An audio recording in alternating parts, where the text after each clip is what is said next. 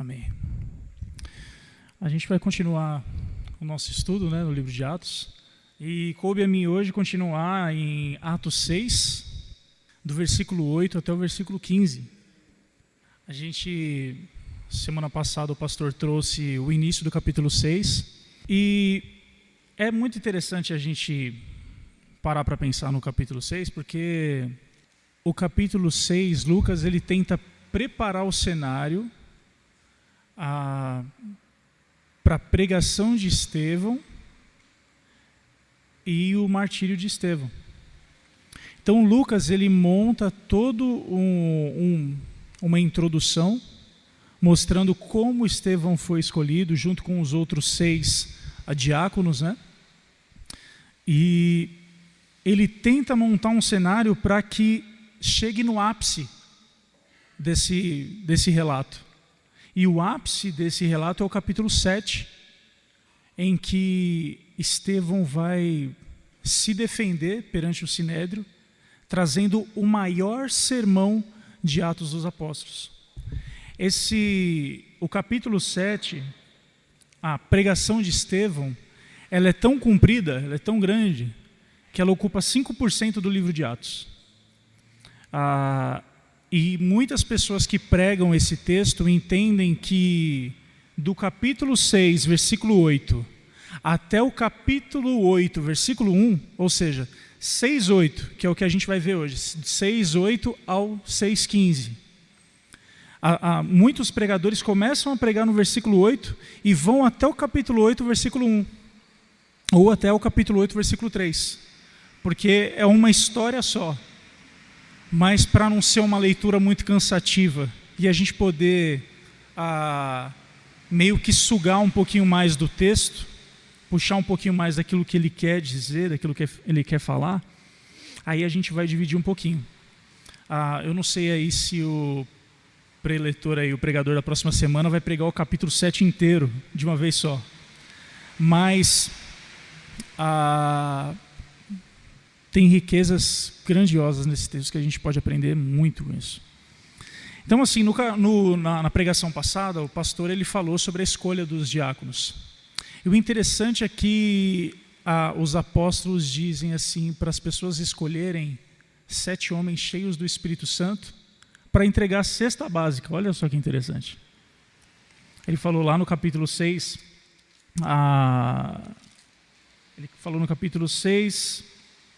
versículo 3, olha que interessante, ele diz assim, os apóstolos, diz assim: mas irmãos, escolhei dentre vós 7 homens de boa reputação e cheios do Espírito e de sabedoria, aos quais encarregaremos deste serviço. Qual o serviço? De suprir as viúvas. É interessante que na pregação passada o pastor falou sobre os helenistas, Então as viúvas helenistas, as pessoas gregas, estavam passando por essa dificuldade, e as pessoas escolhem 7 pessoas, ou seja, os irmãos ali, a comunidade, escolhem 7 pessoas que são cheias de sabedoria, cheias do Espírito Santo, para entregar a cesta básica. Olha só que interessante, para suprir as viúvas. Então a gente vai tentar conhecer um pouquinho mais esse texto a partir do versículo 15. Vamos ler o texto? Atos 6, versículo 8. Obrigado, pastor. Deus abençoe. Atos 6, versículo 8, diz assim: Estevão, cheio de graça e poder, fazia prodígios e grandes sinais entre o povo. Levantaram-se, porém, alguns dos que eram da sinagoga chamada dos libertos, dos sireneus, dos alexandrinos e dos da Cilícia e Ásia, e discutiam com Estevão, e não podiam resistir à sabedoria e ao espírito pelo qual ele falava. Então subornaram homens que dissessem: temos ouvido este homem proferir blasfêmias contra Moisés e contra Deus. Sublevaram o povo, os anciãos e os escribas, e investindo, o arrebataram, levando-o ao sinédrio. Apresentaram testemunhas falsas que depuseram: este homem não cessa de falar contra o lugar santo e contra a lei, porque o temos ouvido dizer que esse Jesus, o Nazareno, destruirá este lugar e mudará os costumes que Moisés nos deu. Todos os que estavam assentados no sinédrio, fitando os olhos em Estevão, viram o seu rosto, como se fosse o rosto de anjo. Amém? Vamos orar. Senhor Jesus, obrigado por essa noite, obrigado por esse momento, obrigado por essa comunhão, obrigado pelas pessoas que estão aqui, Senhor. Obrigado porque eu pude estar aqui, obrigado porque todos nós que estamos aqui pudemos estar aqui. O Senhor nos deu saúde, nos deu disposição, nos deu ânimo e avidez, interesse para ouvir a Tua palavra e ter comunhão entre nós. Te agradecemos pelo Teu amor, Senhor. Te pedimos que nos ilumine a mente, ilumine as nossas mentes para compreender a Tua palavra e que nós possamos, de fato, Senhor, compreender um pouco mais daquilo que o Senhor tem a nos dizer nessa noite. Amém. A primeira coisa que a gente pode ver é o próprio primeiro versículo aqui, que é o versículo 8, que diz assim: Estevão, cheio de graça e poder, fazia prodígios e grandes sinais entre o povo.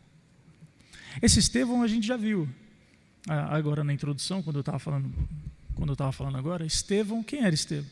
Estevão era um homem de boa reputação, Estevão era um homem cheio do Espírito, Estevão era um homem de sabedoria. E diz também no versículo 5 do capítulo 6,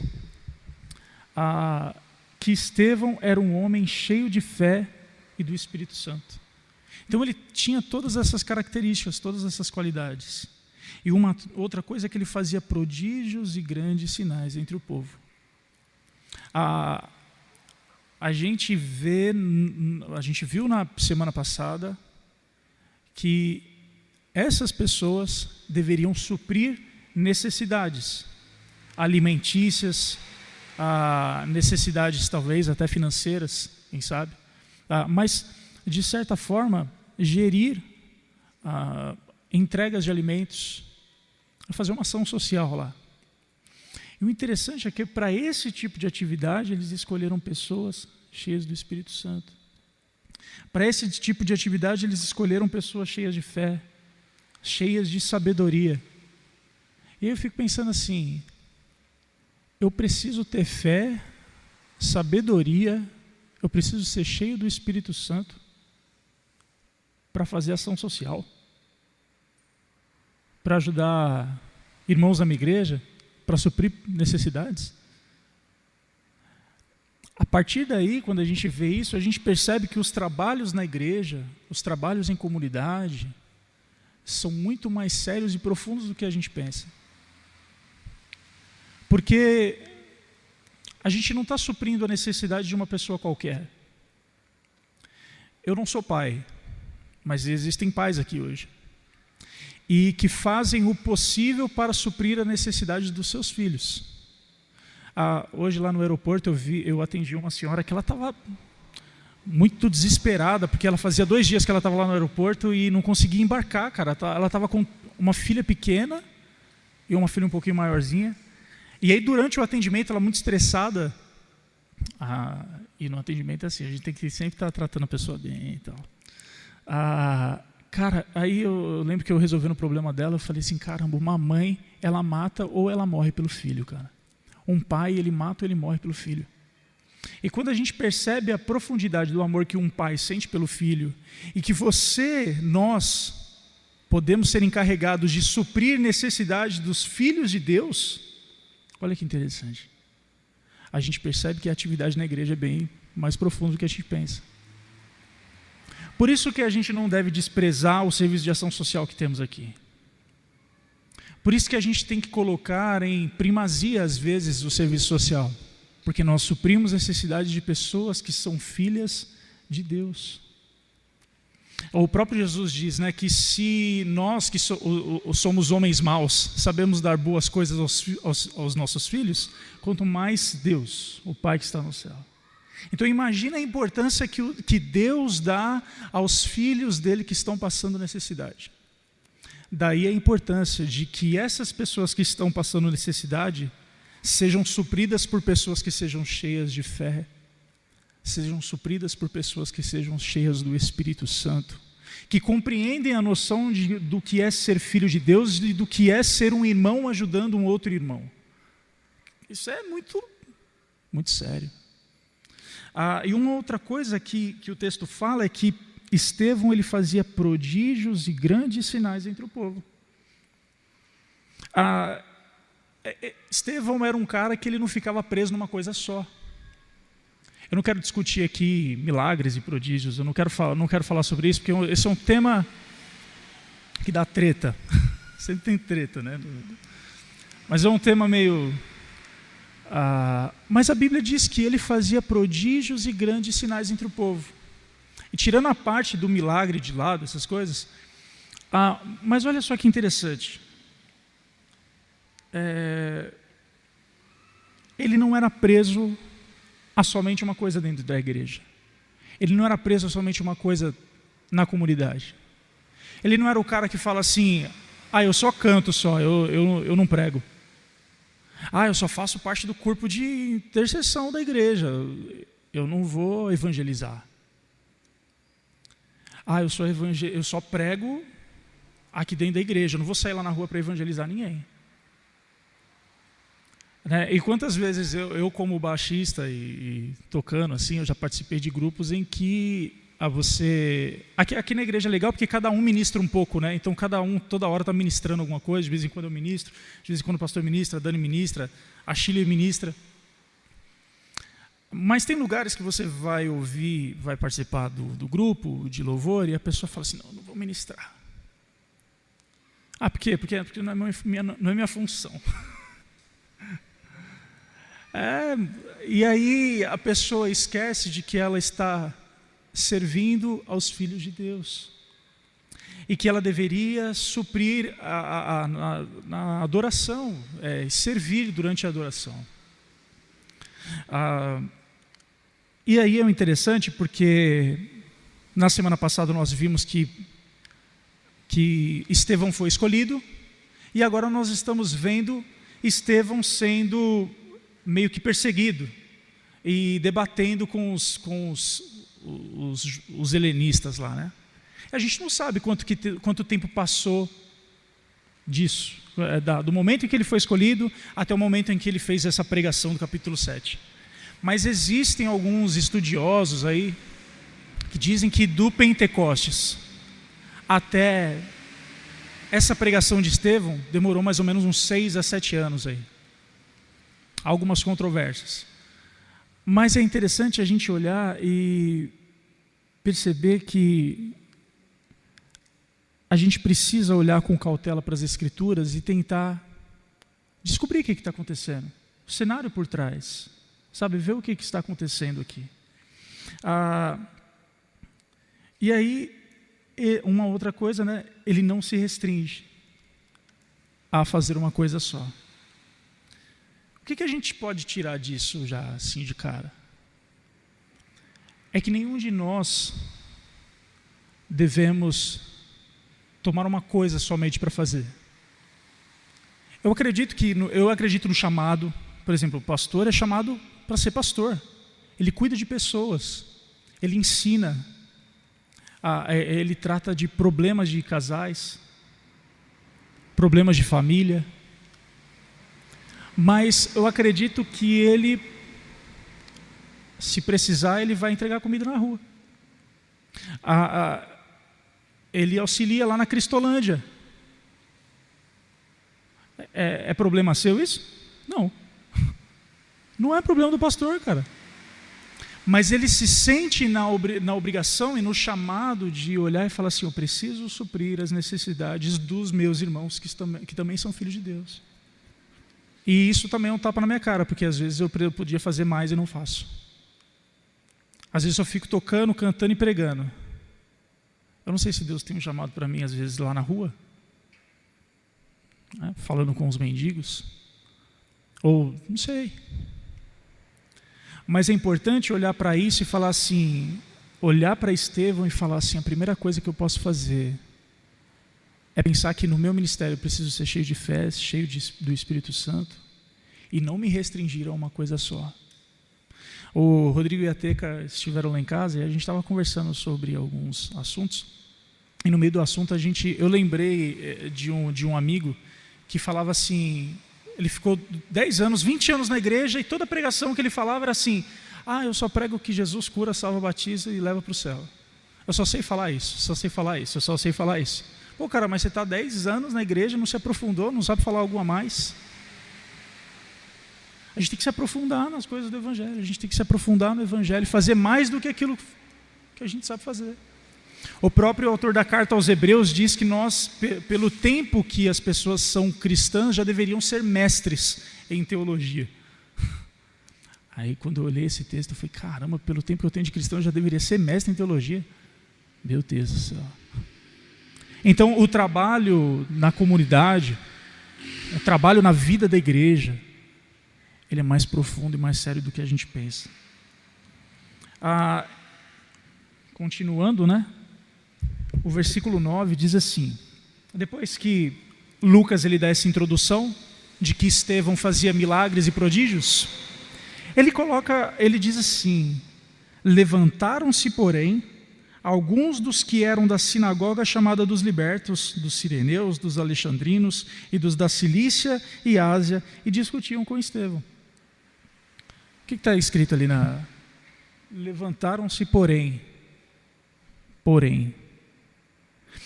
Essa palavra porém é interessante porque ela dá um tom de assim, Lucas ele registra o texto, ele fala assim: Estevão fazia milagres e prodígios, porém levantaram pessoas contra ele. Estevão fazia grandes maravilhas, mas levantaram pessoas contra ele. E aí a gente percebe que a gente já pode entender alguma coisa aqui. Às vezes, diante das maiores evidências da manifestação do Evangelho, existem pessoas que nunca irão crer. Estevão fazia milagres e prodígios, mas mesmo o Evangelho sendo manifesto com poder, graça, sabedoria, fé e sustento dos mais necessitados, ainda existiam pessoas que não criam. A gente pode olhar para isso hoje e falar assim: eu posso quebrar a cabeça de tanto pregar, esperando um resultado impressionante. Mas mesmo pregando o Evangelho dia após dia, existem pessoas que não vão estar nem aí. Existem pessoas que vão olhar e vão dar de ombros, né? E a própria Bíblia ensina isso, por quê?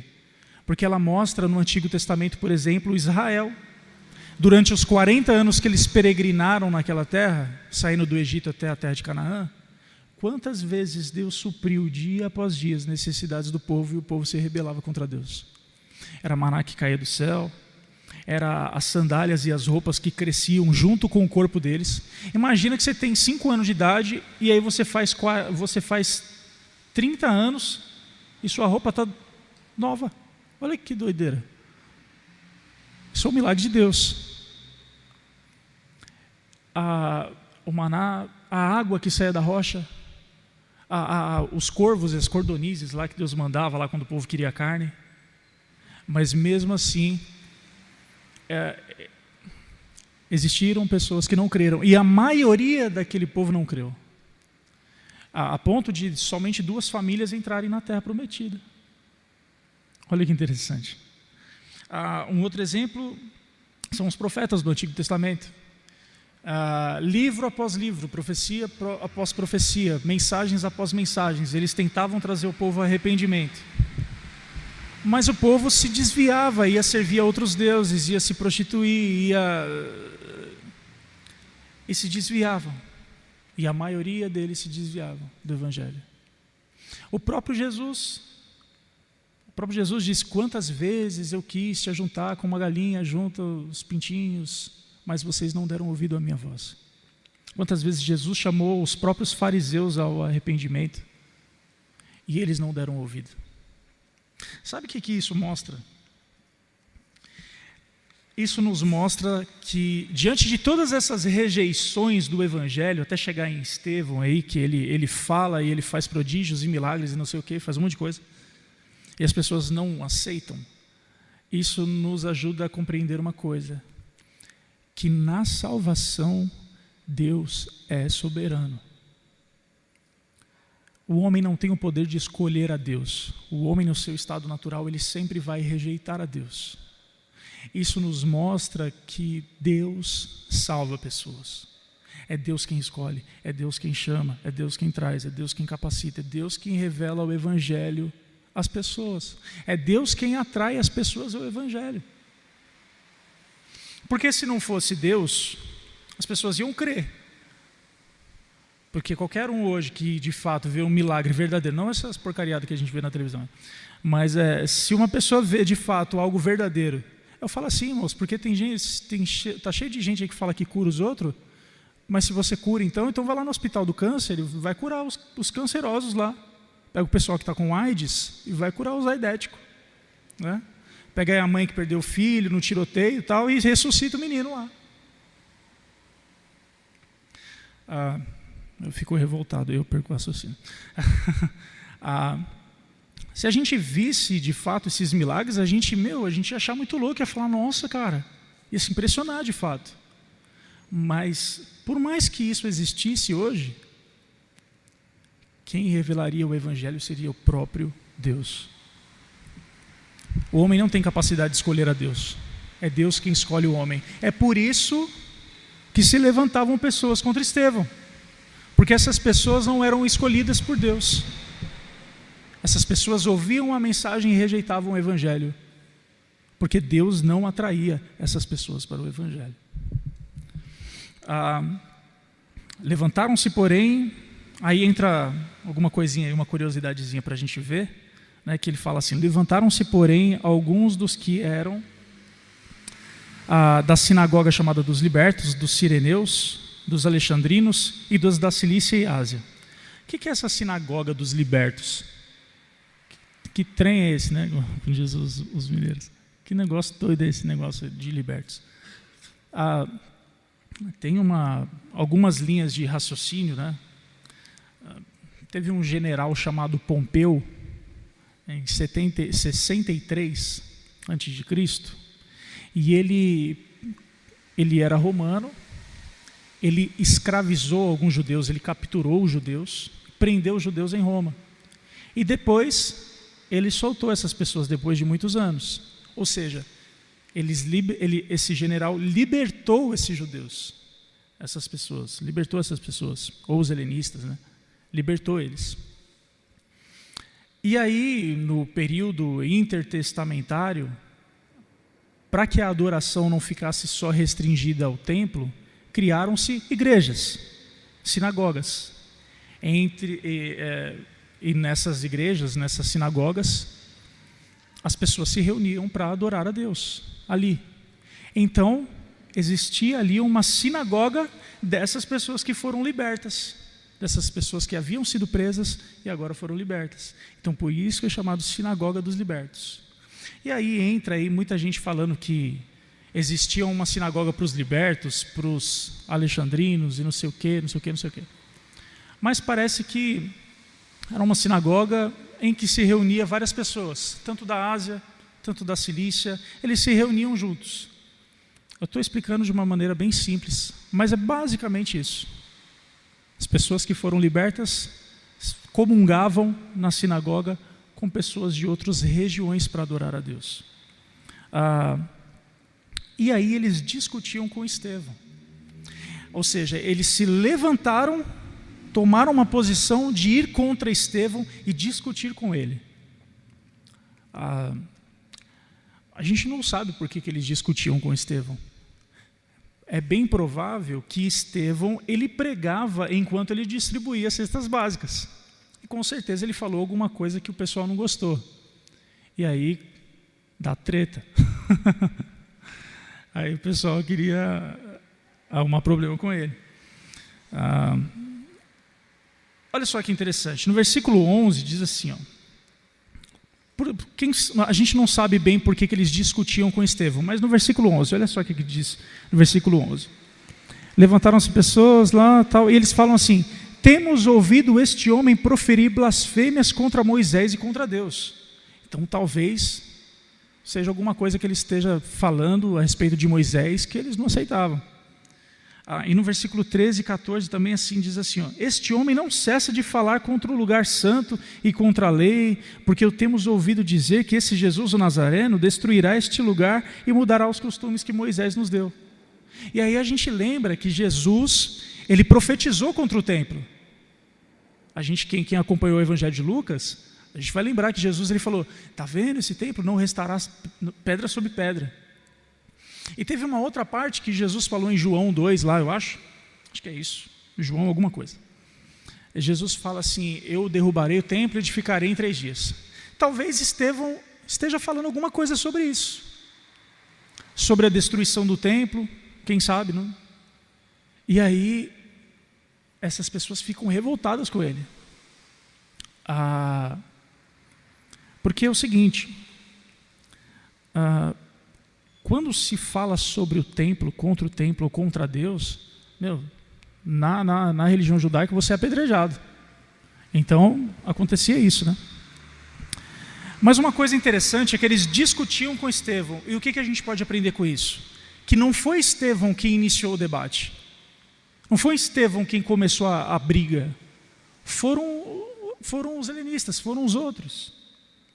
E aí a gente aprende uma coisa, que o cristão, ele não é chamado para debater fé, para debater texto bíblico. Eu não sei quando chega aí, às vezes 2 cristãos que são amigos, são crentes em Jesus Cristo, que tenham uma dificuldade em algum assunto, e falam: vamos falar sobre esse assunto, vamos debater sobre esse assunto, e tentar entender o que Deus está falando nessa palavra. Aí é um debate amigável. Mas o cristão, ele não é chamado para debater com o incrédulo, com quem não é crente. Ele é chamado para pregar a palavra de Deus. Ele é chamado para transmitir o Evangelho de Cristo Jesus. E se isso vai gerar um debate, não é problema do cristão. O cristão não arruma debate com ninguém, ele anuncia as boas novas do Evangelho. O cristão, ele é proclamador das boas novas. Eu não estou falando que o pastor eu não estou falando que o pregador eu estou falando que todo cristão deve pregar o Evangelho. E não ficar debatendo teologia, porque senão você vai, né? Mas o cristão, ele prega o Evangelho. Tem uma série de pessoas aí que ficam debatendo teologia igual debate política, como se a palavra de Deus fosse uma coisa qualquer, tratando a palavra de Deus como se fosse algo banal, profano. Aí fala: eu não sei, isso não é da minha opinião, não é minha opinião, não é minha opinião. Sua opinião não interessa, é o que a palavra diz e pronto. Não interessa a opinião, não interessa a minha opinião, não interessa a opinião do pastor. O que interessa é o que a palavra de Deus diz. E se a palavra de Deus diz, ela é a verdade absoluta de Deus.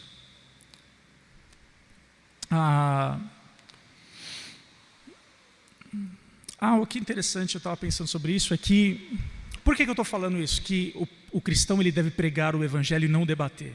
Porque quando se prega o Evangelho, há um interesse em salvar vidas. O pregador, ele ama a sua plateia. O pregador, ele deseja que a plateia alcance arrependimento diante de Deus. O debatedor não. O debatedor, ele só quer mostrar o próprio conhecimento. O debatedor, ele quer discutir. Ele não quer levar as pessoas em amor ao conhecimento verdadeiro de Cristo. E Estevão não era assim. Estevão, ele tinha amor pelas pessoas. Tanto é que ele estava entregando cesta básica e falando do Evangelho de Cristo Jesus.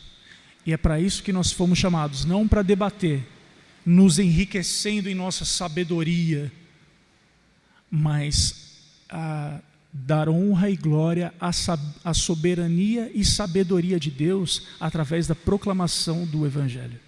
É para isso que nós fomos chamados. E aí nós chegamos ao versículo 10, que diante dessa discussão, olha só que interessante, versículo 9, vamos lá. Levantaram-se, porém, sireneus, alexandrinos, e discutiam com Estevão. e não podiam resistir à sabedoria e ao espírito pelo qual ele falava. Olha só que interessante, cara. Uma galera discutindo com Estevão, e essa galera não conseguia resistir à sabedoria e ao espírito com que Estevão falava. E aí a gente percebe, existem duas palavrinhas que a gente pode puxar aí. A primeira é sabedoria. No livro de Atos, você não vai encontrar a palavra sabedoria, a não ser relacionada a Estevão, ou no capítulo 7, na pregação de Estevão.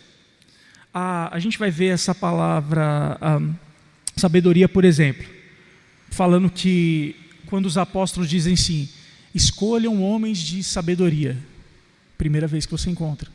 Aí depois você vai encontrar a sabedoria aqui falando que eles não podiam resistir à sabedoria de Estevão.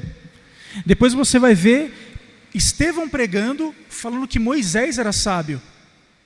E depois você vai ler Estevão falando sobre a sabedoria com que Moisés foi criado no Egito. Depois você não vai encontrar mais sabedoria ali. É uma curiosidade, assim, eu ainda não entendi bem a profundidade disso, mas é interessante que Lucas ele tenha olhado para Estevão e querer olhar para o livro inteiro de Atos e falar assim, eu vou deixar a palavra sabedoria só para Estevão. 4 palavrinhas aqui de sabedoria. Sabedoria, sabedoria, sabedoria, sabedoria. Todas relacionadas a Estevão. Não sei ainda o que isso significa. Talvez o próximo pregador aqui da semana que vem, talvez fale um pouquinho sobre isso. Mas não é interessante que ele olha para Estevão e fala assim, este homem tinha sabedoria na sua mensagem. Isso nos incita a alguma coisa, a alcançar sabedoria diante de Deus. Não debater, mas pregar com sabedoria. Entregar cesta básica com sabedoria. Servir aos irmãos com sabedoria. Né? E o Espírito. Não podiam resistir à sabedoria e ao Espírito pelo qual ele falava. E o Espírito, você pode perceber que ele está em letra maiúscula. Espírito com letra maiúscula é o Espírito Santo de Deus. Lucas ele quer mostrar que as pessoas não resistiam ao que estava guiando a mensagem de Estevão. Quem estava por trás e adiante do ministério de Estevão era o próprio Espírito Santo. Isso nos mostra uma coisa, que quando nós somos cheios do Espírito Santo e desempenhamos um trabalho, Deus aprova esse trabalho. E por mais que possa tentar haver resistência, o Evangelho é vencedor. Porque o Espírito Santo ele comanda o ministério. Interessante isso. E aí a gente já vai para algumas implicações aqui. Estevão ele pregava, certo? Quando o Espírito Santo ele está na frente da mensagem pregada, ela é uma mensagem irresistível. E aí a mensagem, quando ela é cheia do Espírito Santo, ela pode gerar duas atitudes, duas reações nas pessoas que estão ouvindo a mensagem. Uma mensagem cheia do Espírito Santo, pregada como Estevão pregou, ela pode gerar duas reações nas pessoas que estão ouvindo. Que reações são essas? A primeira é ouvir a mensagem e ser despertado na pessoa um sentimento de devoção a Deus, de arrependimento, de suplício, de dor diante da noção do pecado em que ela está vivendo e querer se voltar para Deus. Essa é a primeira reação de uma pessoa que ouve a mensagem do Evangelho, que é cheia do Espírito Santo e se converte do seu pecado. A segunda reação que uma pregação pode gerar nos ouvintes é o ódio e o desprezo diante de Deus. Uma pessoa que ouve uma mensagem cheia do Espírito Santo, ela pode se converter ao Evangelho, como ela pode odiar Deus e qualquer tipo de cristão que haja na face da terra. É por isso que quando nós pregamos o Evangelho, nós precisamos estar dispostos a encarar as duas faces da moeda. Diante de uma pregação, eu posso estar pregando aqui para vocês hoje, e existir pessoas que estão se voltando para Deus, mas pode existir pessoas que estão odiando a mensagem do Evangelho. É por isso que quando eu às vezes sou chamado para pregar fora, eu fico meio assim, né, cara? Você vai levar uma mensagem que às vezes o pessoal não escuta direito, e aí você pode despertar o ódio da igreja. Por isso que tem muito pregador que é bom pregador, né, e vai numa igreja uma vez só e não volta mais, porque a igreja odiou, porque não foi transformada pela mensagem. Se você prega o Evangelho, não estou falando aqui na igreja, aqui na frente, mas se você anuncia o Evangelho na escola, na faculdade, no trabalho, quando você está anunciando essa pessoa, o Evangelho, a pessoa está escutando, você está gerando talvez duas reações nela. Ou essa pessoa vai ser sua amiga, vai se voltar para Deus, ou ela vai se voltar contra Deus. E aí você vai arranjar um inimigo aí. Amém? Engraçado que isso acontece até hoje, né?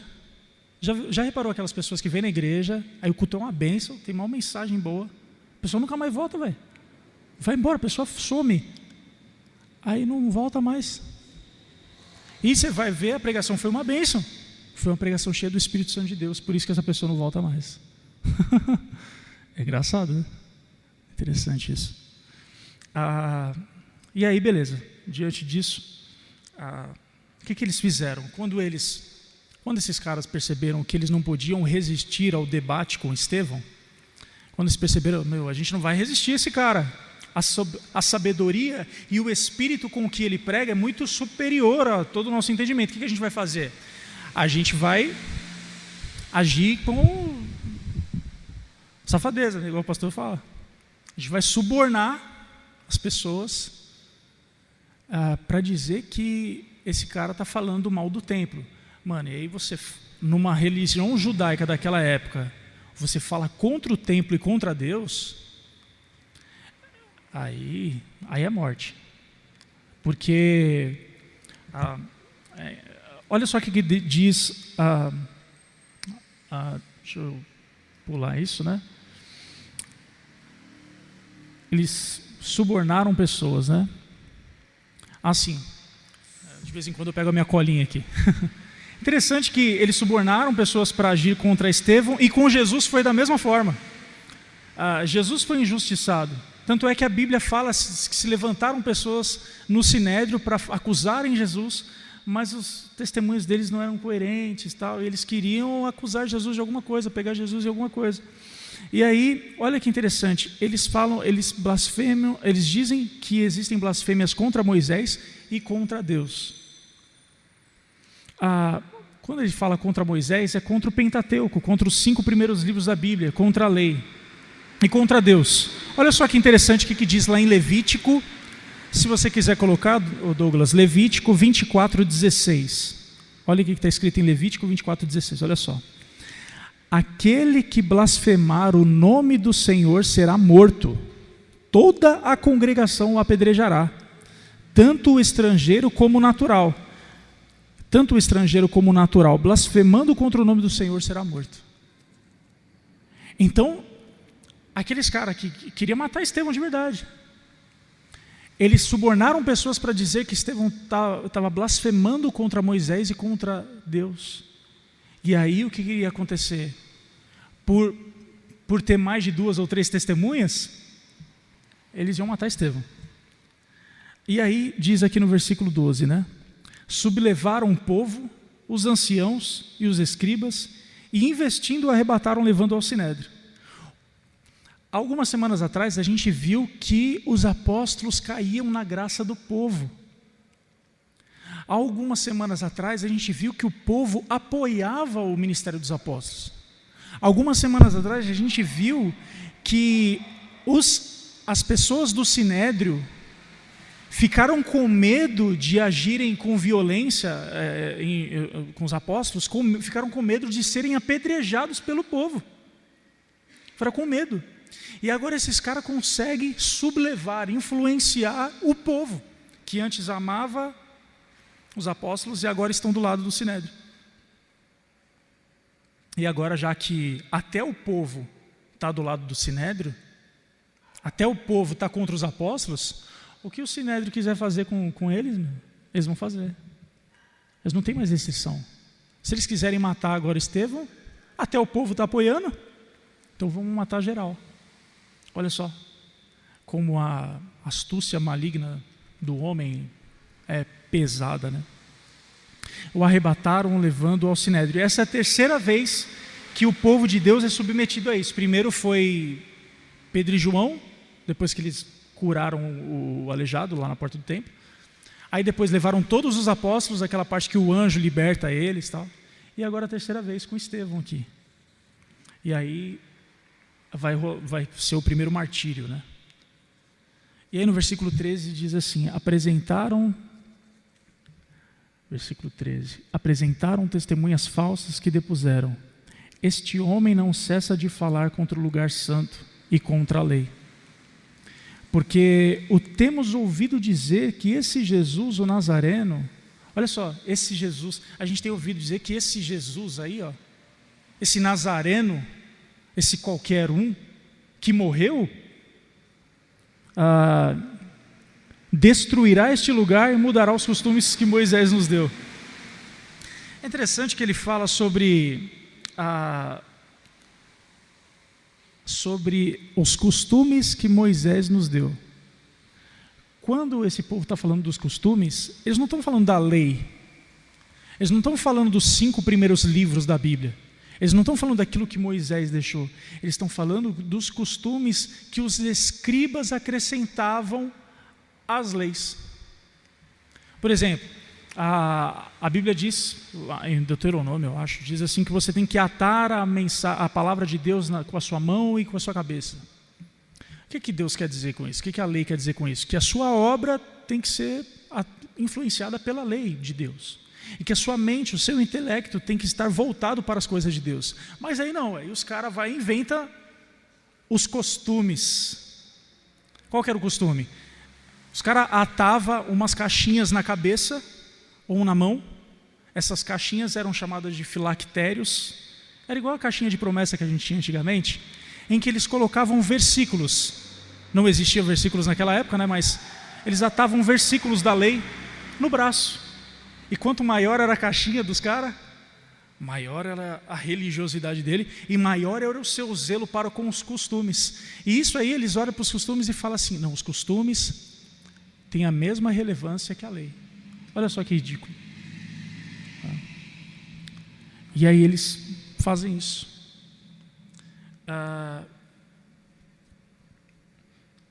E aí uma coisa interessante, que eles falam que Estevão está falando contra Deus, Estevão está falando contra a lei, Estevão está falando contra Moisés, Estevão está falando contra os costumes do povo. E é exatamente sobre isso que Estevão vai pregar no próximo capítulo. Ele está falando, Lucas quer mostrar que ele fala assim: vocês estão falando que eu falo contra Moisés? Então eu vou falar o que eu penso sobre Moisés. Isso a gente vai ver semana que vem. Vocês estão falando que eu falo contra Deus, então vocês vão ver o que eu penso sobre Deus. Vocês estão falando que eu falo contra o templo, vocês vão ver o que eu falo sobre o templo. E aí por causa dos negócios que ele fala do templo, o pessoal apedreja ele. Mas aí a pregação de Estevão vai ser voltada para a sua defesa em relação a essa acusação de que ele está falando contra os costumes do povo. E aí o último versículo, ele diz assim: todos os que estavam assentados no sinédrio, fitando os olhos em Estevão, viram seu rosto como se fosse rosto de anjo. Não é curioso que eles olham, por que a gente sabe disso? Paulo está junto aqui, a gente vai ver isso mais para frente, mas as pessoas veem meio que um brilho sobre a cabeça de Estevão, o rosto brilhando, como se fosse um rosto resplandecente de um anjo. Olha só que legal. E não é interessante que o povo olha e fala assim: ele fala contra Moisés.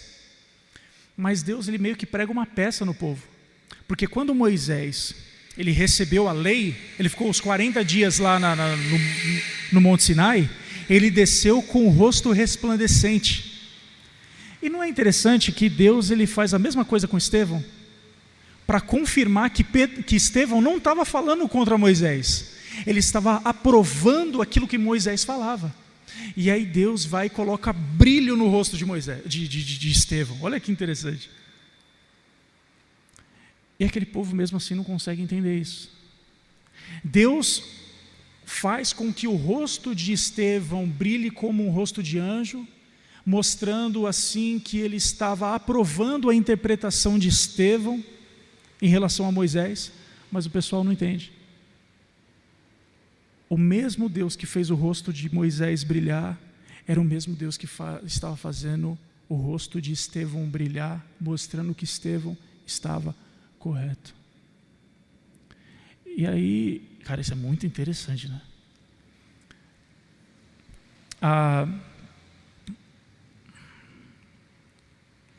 E aí tem algumas aplicaçõezinhas a mais, algumas coisinhas a mais que a gente pode... Eu separei algumas perguntas. Geralmente eu faço afirmações nas aplicações que eu faço, mas eu queria fazer algumas perguntas aqui. Nossas mensagens são cheias do Espírito Santo? Nossas pregações são cheias de sabedoria? Nossas pregações são cheias de fé? Eu não sei de onde vem essa história, mas eu já ouvi ela muitas vezes, de um homem, eu acho que era Martin Lloyd Jones que pregava, e uma pessoa não cria, era mais ou menos assim, um cara, ele ia assistir um pregador, e aí um amigo dele falou assim, pô, mas você nem crê no que o cara fala? Eu falei assim, não, eu não creio, mas ele crê. Eu não creio, mas ele crê. Ele tem tanta fé naquilo que ele fala que eu vou lá assistir. Será que nossas pregações são cheias de fé assim? Será que nossas mensagens são cheias do Espírito Santo? Será que sempre são? Nem sempre. Nem sempre. Não era nem para eu falar isso agora, mas nem sempre, cara. Nem sempre. A gente precisa olhar para Estevão e falar assim, a minha mensagem tem que estar cheia do Espírito Santo. A minha mensagem, a minha vida tem que ser cheia de fé, cheia de sabedoria. E eu preciso de sabedoria, hein, meu? Que eu não tenho muita não, de verdade. Uma outra pergunta é, será que nós temos como nos defender? Será que nós temos como defender a nossa fé a ponto das pessoas não resistirem à defesa que nós fazemos? Eu estava brincando com meu primo esses dias, né? Meu primo veio aqui, a gente zoa bastante. Aí a gente vive falando assim, a gente fala mal da geração, às vezes, nessa geração atual. Eu falo, essa geração Minecraft, essa geração de YouTuber. E querendo ou não, é verdade, né, meu? Olha só que interessante. A gente dispõe de tanto tempo só para jogar videogame. Estou falando mais dos jovens, né? Assistir vídeo no YouTube, assistir Eu Nunca. Não sei, só quem assiste vai saber. Mas assiste vlogueiras e vloggers e sei o quê, Felipe Neto e não sei mais quem aí, esses caras. E fica assistindo YouTube, e fica investindo tempo em coisas fúteis, jogando Minecraft, jogando, sei lá, mano, jogando Candy Crush. Eu gosto de Candy Crush. Às vezes eu fico meio revoltado, porque eu e minha esposa, a gente fica 3 meses numa fase do Candy Crush e não consegue passar. Mas a gente investe tanto tempo nisso e não investe tempo em conhecer a Deus, como Estevão conhecia. E aí, quando a nossa fé é desafiada, a gente não sabe falar nada sobre Deus. A gente não sabe se defender porque a nossa cabeça está cheia de Candy Crush. Está cheia de série da Netflix. Que a gente tira tempo para estudar, para assistir série. Mas não tira tempo para ouvir um sermão na internet. A gente não tira tempo para chegar no pastor e falar assim, ô pastor, o Diego falou um negócio lá, cara, eu não entendi. O que é isso? Não há interesse nos jovens, às vezes, em conhecer, assim, sabe? Eu não estou falando propriamente aqui, eu estou falando dos jovens em geral, ou da igreja em geral. Às vezes não há interesse das pessoas em conhecer a Deus. A gente tira isso pelas reuniões que a gente tem aqui de quarta-feira. Porque o culto que a gente tem voltado para aprender, para estudar a palavra de Deus, mas não há interesse pelo povo em conhecer a Deus. Eu tenho certeza que tem um monte de gente assistindo Netflix agora, mas não tem pessoas debruçadas diante de um texto bíblico para estudá-lo e esmiuçá-lo como ele deve ser esmiuçado. E aí é isso, né? Uma última pergunta: quanto tempo nós temos dedicado no nosso dia para ter comunhão com Deus e conhecê-lo a ponto de defender a nossa fé? E se você fosse chamado a defender a fé, como está acontecendo com o pessoal lá na Bolívia? A gente está distribuindo os vídeos aí, né? Não sei até onde isso é verdadeiro, mas parece que é verdade mesmo, em que as pessoas estão precisando defender a fé deles, cara. Estão sendo perseguidos, é aqui do lado, aqui perto.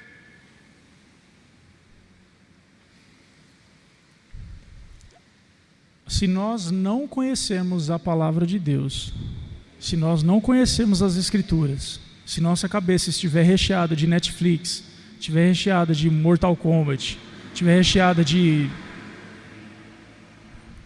Estou falando Mortal Kombat porque eu jogava no Super Nintendo ainda. Mas se nossa cabeça estiver recheada dessas coisas, cara, a gente nunca vai conseguir se defender. A gente nunca vai conseguir ficar de pé diante de um debate. A nossa pregação, se a gente não se dedicar na palavra, a nossa pregação nunca vai ser cheia do Espírito Santo. Se nós não nos dedicarmos a estudar a palavra, nós nunca seremos pessoas cheias de fé e sabedoria. Se nós não tirarmos tempo para estudar a Bíblia, para ler a Bíblia e olhar para a Bíblia como algo superior a qualquer coisa que existe no universo, Deus nunca vai aprovar as nossas obras como Ele aprovou a obra de Estevão. E aí, se você quiser conhecer um pouquinho mais da sabedoria de Estevão e de como ele se defendeu, aí você pode vir na semana que vem, que a gente vai aprender um pouquinho mais sobre isso. Amém? Vamos orar. Senhor Jesus, obrigado por essa palavra. Te adoramos pela grandeza da Tua sabedoria, Senhor. Obrigado pela vida de Estevão. Obrigado pela inspiração que ele nos traz. Obrigado pelo Teu amor, por preservar a sabedoria deste homem a ponto do Senhor confirmar a mensagem dele, Senhor. Que possamos, Senhor, assim como Estevão, estarmos mais preparados diante das afrontas desse mundo. Que possamos estar preparados intelectualmente, espiritualmente, mentalmente, diante de desafios como Estevão enfrentou, Senhor. Eu te peço pelos irmãos da Bolívia que estão passando por dificuldade nesse momento. Eu te peço por cristãos que estão passando por privações e perseguições, Senhor. Seja favorável aos nossos irmãos. Nos ajude, Senhor, a desempenhar o nosso ministério na igreja, qual seja, cesta básica, ação social, pregação. Nos ajude a desempenhá-lo com fé, com sabedoria, com entendimento. Te pedimos isso em nome de Jesus. Amém.